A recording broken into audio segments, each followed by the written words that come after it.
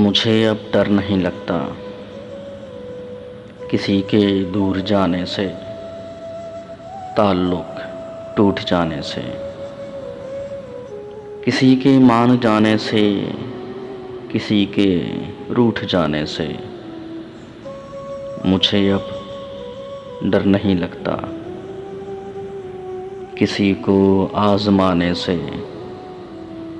किसी के आज़माने से,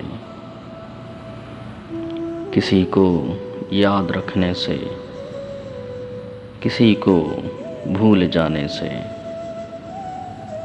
मुझे अब डर नहीं लगता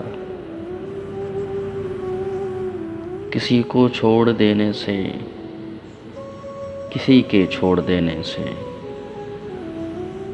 शम्मा को बुझाने से।